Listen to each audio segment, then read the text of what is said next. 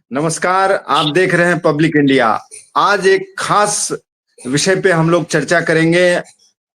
मसला एक चुनाव का है। चुनाव बेशक बहुत छोटा था, लेकिन उसके पर्सपेक्टिव, उसके आयाम बहुत बड़े थे। और वो इलेक्शन दिल्ली में हुआ था, लेकिन उसका सीधा कनेक्शन बिहार से है। तो ऐसे ही चुनाव का क्या समीकरण रहा और ये चुनाव इतना इम्पोर्टेंट क्यों हो गया, उसको लेकर के आज हम बिहार की बात में चर्चा करेंगे। हमारे साथ बहुत ही सीनियर जर्नलिस्ट संजय झा जी जुड़े हुए हैं। संजय झा जी बहुत नमस्कार। लंबे समय से तमाम चीजों को जानते हैं, समझते हैं। बिहार की राजनीति पे कहा जाता है कि इस चुनाव का भी सीधा असर पड़ने वाला है। वो सब क्या है, उन सभी चीजों को लेकर के आज हम इस चर्चा में जिक्र करेंगे और इसको आगे बढ़ाते हैं। बहुत बहुत स्वागत है आपका संजय झा जी, आज आप हमारे लिए समय निकाले। नमस्कार पंकज जी। मेरा पहला सवाल यही है कि जो दिल्ली के अंदर कॉन्स्टिट्यूशन क्लब का अभी चुनाव पिछले दिनों संपन्न हुआ, इस चुनाव को हमने भी देखा नजदीक से। जिस दिन वोटिंग हो रही थी उस दिन हमने देखा कि कितने बड़े बड़े दिग्गज लोग चुनाव में वोट करने आए। बेसिकली ये चुनाव में जो पार्टिसिपेट करते हैं वो सांसद और पूर्व सांसद ही करते रहे हैं और यही नियम है। तो इस बार का चुनाव इतना महत्वपूर्ण क्यों हो गया?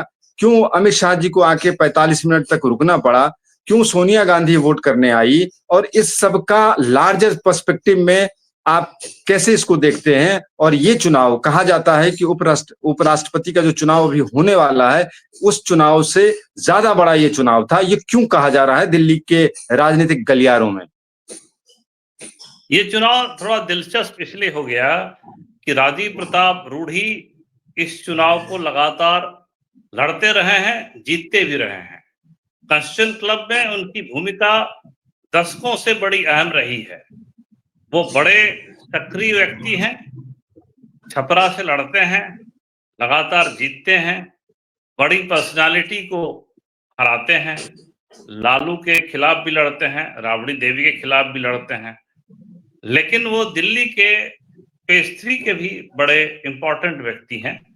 कॉन्स्टिट्यूशन क्लब का चुनाव वो लगातार लड़ते और जीतते रहे हैं। तो कॉन्स्टिट्यूशन क्लब ने एक नया स्वरूप लिया है। कॉन्स्टिट्यूशन क्लब अब एक बेहतर स्वरूप में है। वहां सांसदों का आना जाना लगातार रहता है। वहां पे लगातार गोष्ठियां होती रहती हैं।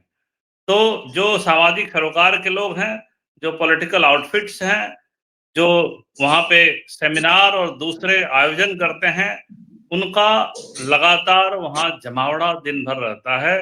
तो वो एक सांस्कृतिक केंद्र का स्वरूप ले चुका है। वहां बहुत नामचीन बेहतरीन रेस्टोरेंट्स हैं। पार्लियामेंटेरियंस अपने फैमिली के साथ वहां विजिट करते हैं। आम आदमी के रेस्टोरेंट की व्यवस्था है। साथ ही सामने जो है वो पार्लियामेंट है। तो जगह लोकेशन के हिसाब से भी कॉन्स्टिट्यूशन क्लब एक बेहतरीन और हाई प्रोफाइल लोकेशन में शुमार है। और वहां का चुनाव जो है वो हमेशा महत्व रखता है। लेकिन इस बार उसका महत्व इसलिए बढ़ गया कि राजीव प्रताप रूढ़ी के खिलाफ संजीव बालियान चुनाव लड़ रहे थे। तो उसका एक पॉलिटिकल समीकरण उभरा, क्योंकि राजीव प्रताप रूढ़ी एक जाने माने कद्दावर नेता है ही, और बालियान ने उनसे जब भिड़ंत दी तो उसके राजनीतिक मायने निकाले जाने लगे और ये चुनाव दिलचस्प हो गया। इसी समीकरण में जो है विपक्ष कांग्रेस ने भी अपना कार्ड खेल दिया। यही कारण है कि कांग्रेस के कई शीर्ष नेता वहां वोट करने लगातार दिखते रहे। उन्होंने वोट में शिरकत की, वोट गिराया भी। अब हुआ यूं कि कॉन्स्टिट्यूशन क्लब पे लगातार जीतने और वहां व्यवस्थाओं को बेहतर करने के कारण राजीव प्रताप रूढ़ी पहले से ही अव्वल थे और वो इस स्थिति को अपने पक्ष में लगातार बेहतर बनाने में सक्षम रहे। लेकिन जब रूढ़ी बनाम संजीव बालियान हुआ और कांग्रेस के लोगों ने अचानक दिलचस्पी बढ़ा दी, कांग्रेस के बड़े नेता भी वहां वोटिंग करते नजर आए, तो एक तरह से एक बड़ा खेमा भाजपा का और उसके साथ साथ कांग्रेसी भी, कुल मिलाकर रूढ़ी अव्वल बन गए और अपनी जो है वन अपमैनशिप जो पहले से वो जीतते रहे हैं, इस बार भी उन्होंने जोरदार जीत दर्ज कर दी है। और बिहार इलेक्शन सामने है, तो इसलिए कई तरह के कयास इसको लेकर अब उठने लगे हैं कि क्या अंदर खेमे में कई चीजें घटित हो रहा है। चुनाव सामने है, बिहार की सरगर्मी बहुत बढ़ी हुई है। भाजपा के दृष्टिकोण से भी बिहार बहुत महत्वपूर्ण है। भाजपा ने अपनी सारी जुगत बिठाई है, जदयू के साथ गठबंधन, छोटे अन्य दलों के साथ भी गठबंधन भाजपा ने पुरजोर कोशिश लगाई हुई है। इसी दौरान जब चुनाव बिहार में विधानसभा चुनाव मुहाने पर है, उसी समय ये कॉन्स्टिट्यूशन क्लब का चुनाव भी हुआ है, जहां राजीव प्रताप रूढ़ी ने जोरदार जीत दर्ज करा के अपने इंपॉर्टेंस का एहसास पार्टी के नेतृत्व को कराया है। बहुत सही कहा आपने। यहाँ कहा जा रहा है कि जो अटल आडवाणी का भाजपा था और जो मोदी शाह का भाजपा है, इस दोनों के बीच में भिड़ंत हो गई। वो इसलिए क्योंकि बाकी के पदों पे जो चुनाव हुए निर्विरोध जीत लिए गए, किसी को कानो कान तक खबर भी नहीं चली। इससे पहले भी जितने चुनाव हुए उसको लेकर के मीडिया में कभी कोई चर्चा नहीं हुई, कभी कोई बातचीत नहीं हुई इस तरीके से जिस तरीके से इस बार हो रहा है। हमने ये भी देखा कि भाजपा के प्रवक्ता के तौर पे एक पत्रकार है, उन्होंने एक आर्टिकल भी लिखा किसी के कहने पे, और उसको भी काफी वायरल कराया गया कि कॉन्स्टिट्यूशन क्लब में इस तरीके की अनियमितताएं हैं। आप भी जाते हैं, हम लोग भी दिल्ली में रहते हैं तो बराबर जाते हैं। हमने देखा है कि खंडहर हुआ करता था, गायें घुमा करती थी। आज इतना बढ़िया कॉन्स्टिट्यूशन क्लब एक मेंबर ऑफ पार्लियामेंट के लिए है, जहां पे आम आदमी भी जा सकता है। अच्छे रेस्टोरेंट है, सैलून है, कई सारे सांस्कृतिक कार्यक्रम जैसा आपने बताया वो सब चलते रहते हैं। कोई भी जाकर के बुक करता है और कार्यक्रम वहां होते हैं। बहुत अच्छी व्यवस्था हो गई है, बहुत 5 स्टार की तरह लगता है वो क्लब, कहीं दो राय नहीं है। भाजपा के एक नेता से मैंने यहाँ तक सुना कि एक चाय की दुकान का वृहद रूप है, जहाँ पे मोदी को पटखनी दी गई और चाय की दुकान से उठ के आए थे। इस तरह की बातें भी हो रही हैं। मैं यहाँ पे ये जानना चाहता हूँ कि राजीव प्रताप रूढ़ी के बारे में कहा जाता है कि बिहार में लालू परिवार को उन्होंने हराने का काम किया, और 2024 का जो लोकसभा का चुनाव था वहां हमने देखा कि लालू प्रसाद यादव की बेटी इनके सामने थी, और किस तरीके से भाजपा के लोग ही ये चाहते थे कि राजीव प्रताप रूढ़ी न जीते, और इसलिए राजीव प्रताप रूढ़ी के कहने के बावजूद वहां के एसएसपी को नहीं हटाया गया, और तमाम तरह की गोलीबारी कांड भी हुआ जो हम सब लोगों ने देखा। लेकिन रूढ़ी तब भी नहीं हारे, लगातार 7 बार के सांसद रहे, इससे पहले विधायक भी रहे। तो जो हमने यहाँ पे देखा वो हमने देखा कि पार्टी लाइन से बाहर आकर के लोगों ने समर्थन उनका किया, और वो काफी लंबे अंतर से 100 वोट से ज्यादा अंतर से वो जीत दर्ज की। इसके जो पॉलिटिकल पर्सपेक्टिव है बिहार के संदर्भ में हम आपसे जानना चाहते हैं कि क्या बिहार में जो एक जातिगत व्यवस्थाएं हैं, और लोग ऐसा कहा करते हैं कि जाति के नाम पर वोट पड़ता है। कॉन्स्टिट्यूशन क्लब एक बहुत बेशक छोटा चुनाव था, या बहुत ही छोटे उसका था, लेकिन उसका आयाम इसलिए बड़ा हो गया क्योंकि उन्होंने विकास करके पिछले 15-20 वर्षों में दिखाया कि वो क्लब की स्थिति क्या थी और आज क्या है। तो क्या बिहार की राजनीति को इस तरीके से मोल्ड होते हुए आप देख रहे हैं कि लोग जाति के नाम पे जाएंगे या फिर बिहार में विकास के नाम पे जाएंगे? इसको हम समझना चाहते हैं आपसे। बिहार में अब विकास दिखने लगा है, इसमें कोई शक नहीं है। बिहार में बेहतर सड़कें बनी हैं, नए नए जो है एयरपोर्ट्स बन रहे हैं। दरभंगा एयरपोर्ट चालू हो गया है, मुजफ्फरपुर का मुआयना हो रहा है, भागलपुर में भी एयरपोर्ट का सर्वेक्षण हो रहा है। बिहार बढ़ रहा है, वो एक विषय है। इतना ही सच है कि बिहार में जातिगत चुनाव होते रहे हैं, जाति पे वोट अभी भी पड़ता रहा है, लेकिन इस सभी कॉन्ट्रडिक्शंस के बावजूद बिहार अब विकास की तरफ बढ़ रहा है।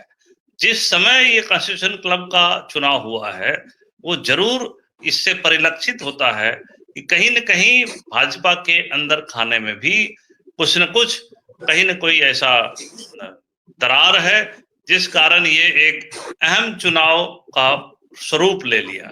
अन्यथा जिस हिसाब से कॉन्स्टिट्यूशन क्लब में लगातार जीत दर्ज की है राजीव प्रताप रूढ़ी जी ने, जीत के अलावा उन्होंने उसके पूरे स्वरूप और संस्थागत ढांचे को विकसित कर दिया है।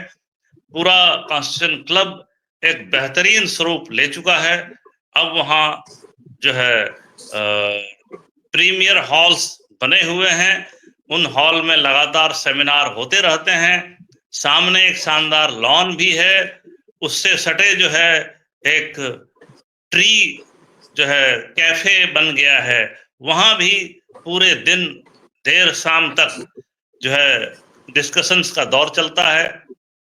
तो कुल मिला के जो नया स्वरूप है, जो मॉडर्न स्वरूप है कॉन्स्टिट्यूशन क्लब का, उसको इस ढांचे में लाने का श्रेय तो राजीव प्रताप रूढ़ी जी को जाता है। और इतने लंबे अंतराल से जीतने के कारण जरूर वहां के मेम्बरान में भी उनकी लोकप्रियता है, जिन्होंने उसके इस लंबे अंतराल के काम को देखा है और उसके विकास को देखा है। यही कारण है कि उसे मेंबर्स ने सराहा है। अब देखिए कि भाजपा के सांसद हैं राजीव प्रताप रूढ़ी जी, और भाजपा के ही प्रतिनिधि थे संजीव बालियान जी, लेकिन जितने जो है प्रखर नेता थे बिहार के, जीतन राम मांझी, तो तमाम लोगों ने वोट किया। तो इससे ये भी परिलक्षित हुआ कि चुनाव के दिन जब वो अहम चुनाव बन चुका था, तो जितने भी भाजपा या समर्थक दल थे, उसके सांसदों ने भी खुलकर राजीव प्रताप रूढ़ी जी को भरपूर समर्थन दिया। उन्होंने बेहिचक समर्थन देना जारी रखा।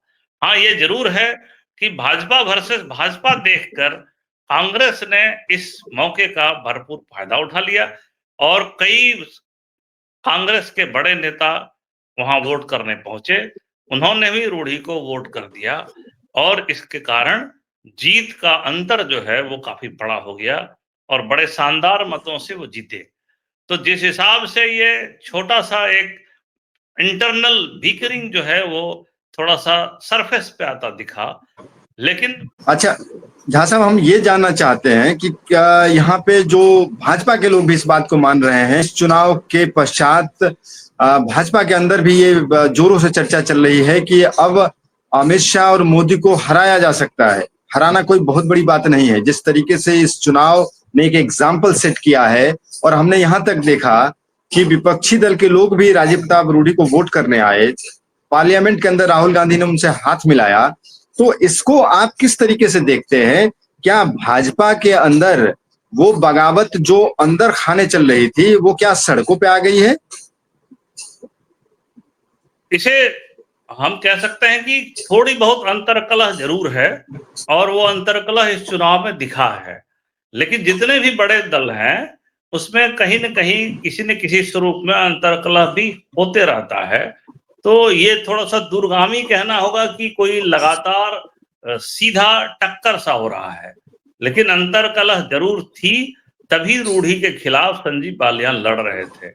लेकिन ये जो मैच है ये बड़ा इंटरेस्टिंग रहा, चारों तरफ चर्चा हो गई, संजीव बालियान हारे और बड़े जुझारू तरीके से राजीव प्रताप रूढ़ी ने अपना गेम अपने कब्जे में रखा और जीत हासिल कर ली।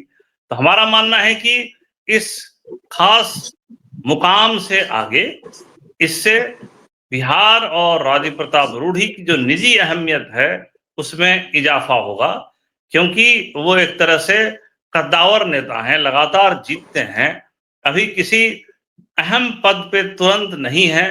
तो इस जीत से पार्टी में एक मैसेज जाएगा कि उनकी एक अहमियत है और खास करके बिहार को लेकर उनकी अहमियत है। तुरंत 243 सीटों पर चुनाव होना है, इसलिए बिहार चुनाव के दृष्टिकोण से उनकी अहमियत और बढ़ जाएगी। वो लगातार अपने विपक्ष के शीर्ष नेताओं को हराते रहे हैं। रोहिणी आचार्य को हराया है, उससे पहले राबड़ी देवी को भी हराया है, लालू यादव से भी लड़ते रहे हैं। तो कुल मिलाकर उनके कद्दावर होने में कोई संदेह नहीं है। चुनाव के दिन मैंने देखा, मैं खुद वहां पे था, तो मैंने देखा मेरी एक भाजपा के बहुत बड़े सीनियर नेता से मेरी बात हो रही थी। चूंकि वो किसी संसद के सदस्य नहीं है, लिहाजा वो मुझे ये बता रहे थे कि किस तरीके से मैसेज पे गवर्नर जो पहले सांसद हुआ करते थे उनको कहा जा रहा था कि आप वोट करिए, वोट करने आइए, और ये अमित शाह जी का निर्देश है। साथ ही निशिकांत दुबे लगे हुए थे, जो अमित शाह और मोदी जी के बड़े खासम खास माने जाते हैं। तमाम पश्चिम उत्तर प्रदेश के लोग थे, तमाम बाउंसर और बॉडीगार्ड से पूरा फटा पड़ा था वीपी हाउस और कॉन्स्टिट्यूशन क्लब, हमने खुद देखा। और इस तरीके से चुनाव हुए कि रात के 2 बजे परिणाम आए, और आने के बाद एक अलग उत्साह और एक अलग चीज हमने देखा यहाँ पे, वो सारी चीजें हुई। उसी दिन ये कहा जाता है, भाजपा के नेताओं ने कहा कि उसी दिन उपराष्ट्रपति पद के कैंडिडेट का अनाउंस होना था भाजपा के द्वारा, जिसको स्थगित कर दिया गया, रोक दिया गया। तो क्या आपको नहीं लगता है कि उपराष्ट्रपति का चुनाव बहुत ही मुश्किल हो जाएगा? और अगर विपक्षी दलों ने और खास करके कांग्रेस ने एक मजबूत और अच्छे कैंडिडेट को दे दिया, तो ये मुश्किल हो जाएगा भाजपा और एनडीए के लिए? इसमें थोड़ा दम है, क्योंकि उपराष्ट्रपति का चुनाव अब होना है और इसमें एनडीए और यूपीए दोनों अपना दम लगाएंगे, जो आजमाइश होगी। तो कहीं भी चुनाव हमेशा से ही नेक एंड नेक होता है और दोनों एक दूसरे को परास्त करने में लगे रहते हैं। अचानक राष्ट्रपति के इस्तीफे से एक नया जो है मोड़ आ गया है कि अब तुरंत उपराष्ट्रपति का चुनाव होना है। तो जिस हिसाब से लामबंदी इस चुनाव में कांग्रेस और दूसरे विपक्षी घटक दलों ने किया है, अगर उतनी ही तीव्र गति से वो फिर अपने को रीअलाइनमेंट करते हैं, अपने सारे घटक दलों को इकट्ठा करते हैं और एक बेहतर चेहरा भी चुन पाते हैं, उससे भी बड़ा फर्क पड़ता है। तो अगर विपक्ष के पास आंतरिक समीकरण के साथ साथ एक मजबूत चेहरा भी सामने आता है, तो जरूर उपराष्ट्रपति का चुनाव बेहद इंटरेस्टिंग हो जाएगा। भाजपा के लिए भी ये एकदम से आन का विषय रहेगा। वो भी, भाजपा और एनडीए का घटक दल भी मजबूती से चुनाव लड़ेगा। लेकिन जिस हिसाब से कॉन्स्टिट्यूशन क्लब में अभी चुनाव बेहद रोचक और जोरदार हो गया है, उस हिसाब से उपराष्ट्रपति का चुनाव भी बेहद रोचक और जोरदार होने की संभावना इसी से बनती दिख रही है। इसमें काफी बल मिलेगा उपराष्ट्रपति चुनाव में, जो है नेक एंड नेक फाइट को बल मिल जाएगा। एक चीज और हम आपसे समझना चाहते हैं कि हमने देखा कि जिस सारण की धरती से राजीव प्रताप रूढ़ी आते हैं, वही एक सीट रहा है लालू यादव का, उनके परिवार के सदस्य लड़ते रहे वहां पे लोकसभा का चुनाव। हमने देखा कि मीसा भारती को कॉन्स्टिट्यूशन क्लब के चुनाव में वोट करते हुए, और निश्चित तौर पे उन्होंने राजीव प्रताप रूढ़ी के पक्ष में वोट किया। तो इस चीज को आप किस तरीके से देखते हैं? क्या पूरा बिहार एक तरीके से यूनाइट हो गया जिस तरीके से सांसदों ने वोट किया राजीव प्रताप रूढ़ी के पक्ष में, या फिर भाजपा के जो अंदर कला जो है उसको लेकर के विपक्षी दल कहीं ना कहीं फायदा उठा रहे हैं? तो क्या आने वाले समय में, ऐसा कहा जाता है कि राजीव प्रताप रूढ़ी एक बहुत ही सुलझे हुए और बहुत ही अच्छे बैकग्राउंड से आते हैं, जिनका पहले भी मंत्री रहे वाजपेयी जी के गवर्नमेंट में, इसमें भी थे, अभी नहीं है। और ये भी कहा जाता है कि बिहार में कहीं ना कहीं एक जाति विशेष को हाशिए पे लाके भाजपा ने खड़ी कर दी है, उसको लेकर के सभी लोग लामबंद हो गए हैं और एक मैसेज देने का काम लोग कर रहे हैं, खास करके भाजपा मतलब मोदी और शाह के जो स्टाइल है काम करने का, उसको लेके। तो इसको आप किस तरीके से देखते हैं? क्या बिहार के इलेक्शन पे इसका क्या इम्पैक्ट होगा? साथ ही साथ ये हम जानना चाहते हैं कि मोदी शाह को राजीव प्रताप रूढ़ी से इतनी ईर्ष्या क्यों है? और ये भी साथ में आपसे समझना चाहते हैं कि लोग मुझे ये बता रहे थे कि अगर भाजपा के ही 2 कैंडिडेट थे तो किसी एक कैंडिडेट को बुला करके शीर्ष नेतृत्व क्यों नहीं कहा कि आप बैठ जाओ? तो क्या उनकी बात वो नहीं मानते?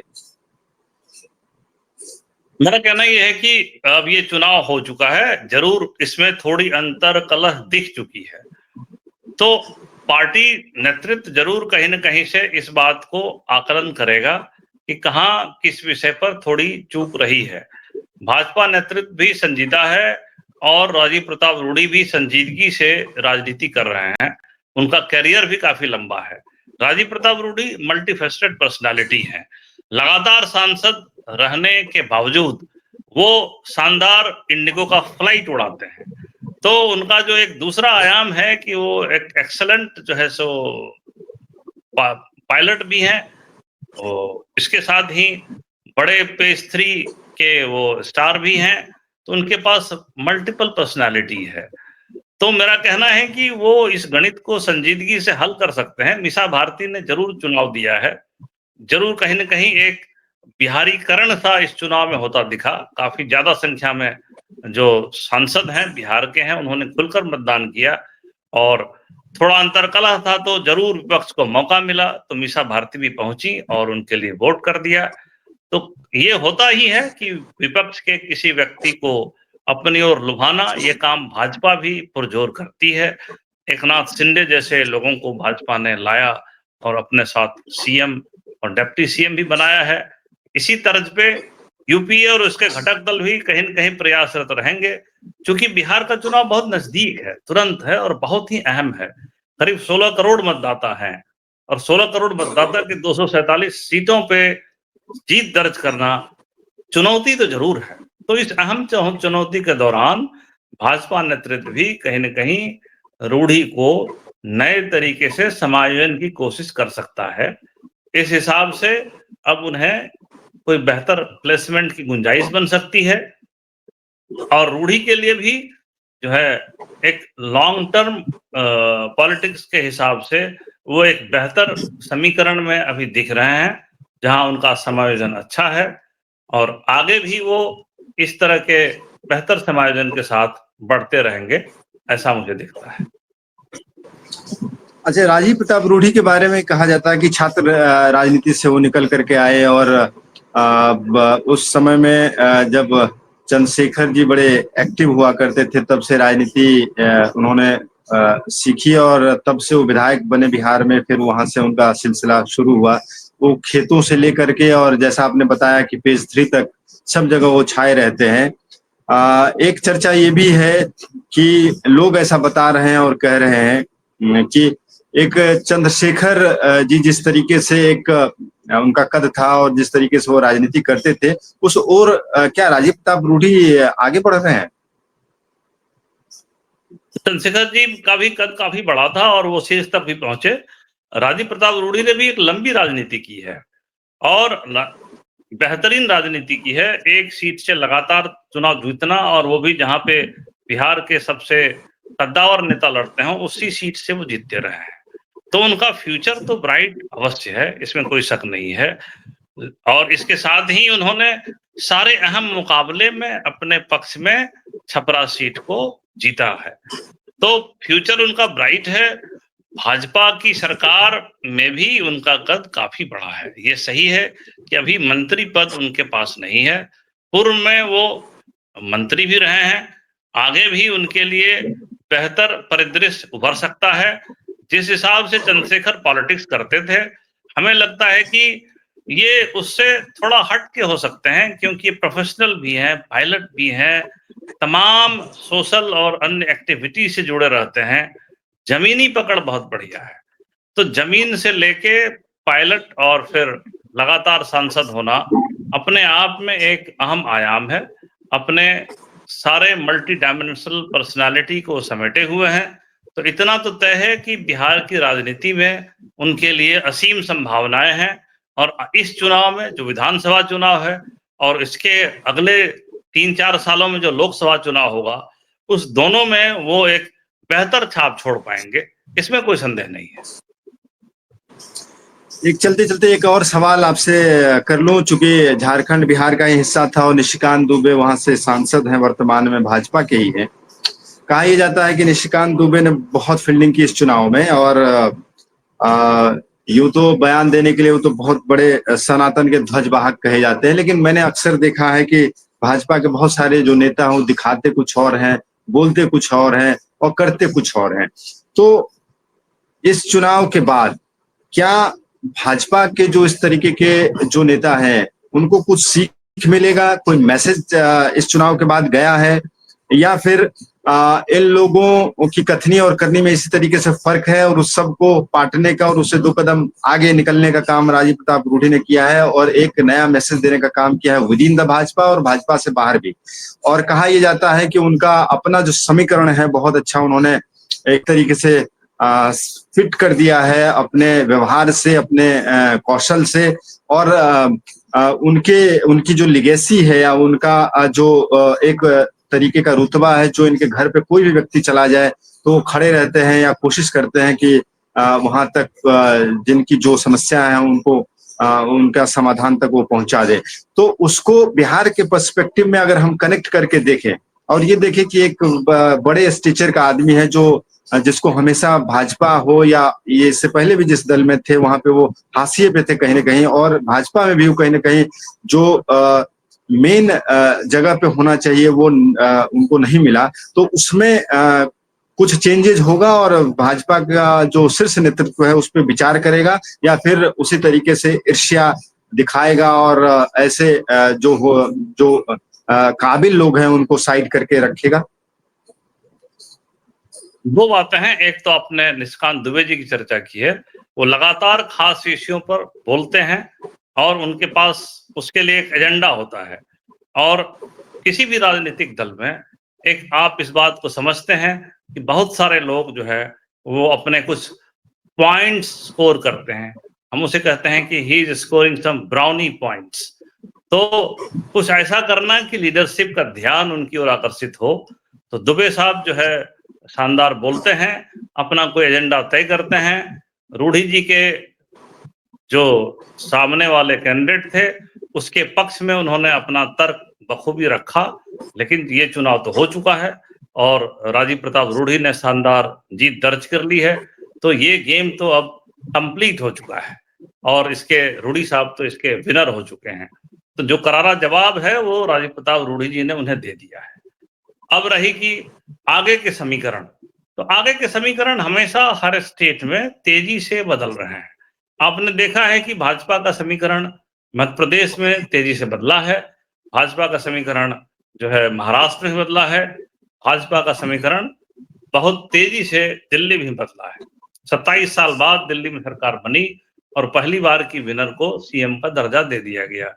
तो भाजपा कहीं ना कहीं नए प्रयोग लगातार कर रही है, लेकिन साथ ही हर पार्टी, भाजपा के अलावा भी इतर भी जितनी पार्टियां हैं, हर पार्टी में कद्दावर लोगों को तरजीह दिया जाता है। इस हिसाब से हम आकलन करें तो इसमें कोई शक नहीं कि राजीव प्रताप रूढ़ी को पार्टी तवज्जो देगी, क्योंकि बड़े अहम चुनाव 3-3.5 साल में, पहला तो अक्टूबर में ये चुनाव है और अगले 3.5 साल में मुझे लगता है कि लोकसभा चुनाव भी नजदीक आने लगेगा। तो इस दोनों महत्वपूर्ण और बड़े चुनाव को अगर देखें तो राजीव प्रताप रूढ़ी को जरूर कुछ न कुछ अहमियत और महत्ता मिलेगी, ऐसी पूरी संभावना है। मतलब कुल मिलाकर के आप ये कहना चाहते हैं कि जो मैसेज गया है उससे ये भी परिलक्षित हो रहा है कि भाजपा के अंदर जो चीजें चल रही हैं वो उसमें कहीं ना कहीं और इजाफा होगा और लोगों को ये महसूस हो चला है कि अमित शाह को भी हराया जा सकता है। और जिस प्रकार से इन्होंने कॉन्स्टिट्यूशन क्लब के एक छोटे से चुनाव में इतना बड़ा तामझाम होने के बावजूद, सब कुछ करने के बावजूद भाजपा कि अमित शाह के कैंडिडेट को रूढ़ी जी ने, भाजपा के ही कैंडिडेट ने हराया है, वो अपने आप में एक बहुत बड़ा मैसेज दे रहा है पूरे देश को। और इसलिए इस बात की चर्चा अभी भी समाप्त नहीं हो रही है और मुझे ये लग रहा है कि उपराष्ट्रपति के चुनाव में भी व्हिप जारी होता नहीं है, लिहाजा कुछ भी खेला हो सकता है। और इसी में कांग्रेस पार्टी और तमाम विपक्षी दल के लोग भी लगे हुए हैं। और अगर ऐसा होता है तो निश्चित तौर पर आने वाले समय में मोदी सरकार के ऊपर एक बहुत बड़ा संकट गहरा जाएगा। आज के लिए यही चर्चा को विराम देते हैं। अगले एपिसोड में फिर से मुलाकात होगी आप सभी लोगों से। झा साहब आप हमसे जुड़े, आपका बहुत बहुत धन्यवाद। आप से आगे भी हम संपर्क करेंगे। आप सभी से इजाजत लेता हूँ। नमस्कार।